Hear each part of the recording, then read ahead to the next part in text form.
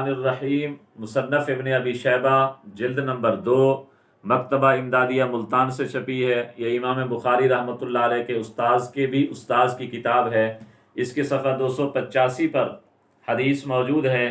کہ حضرت عبدالعزیز بن رفیع کہتے ہیں کان ابی بن کعب، کہ حضرت ابی بن کعب رضی اللہ تعالیٰ عنہ یصلی بالناس فی رمضان میں لوگوں کو مدینہ کے اندر 20 رکعہ ویوتر بثلاث 20 رکعت تراویح اور 3 رکعت وتر پڑھایا کرتے تھے۔ تو جب حضرت ابی بن کعب رضی اللہ تعالیٰ عنہ حضور پاک صلی اللہ علیہ وسلم کے پیارے صحابی لوگوں کو رمضان المبارک میں مدینہ منورہ کے اندر 20 رکعت تراویح اور 3 وتر پڑھایا کرتے تھے، تو ہمیں بھی چاہیے کہ ہم صحابہ کرام اور خصوصاً حضرت عمر، حضرت علی اور حضرت ابی بن کعب رضی اللہ تعالیٰ عنہ کے حکم کے مطابق رمضان میں 20 رکعت تراویح پڑھنی چاہیے۔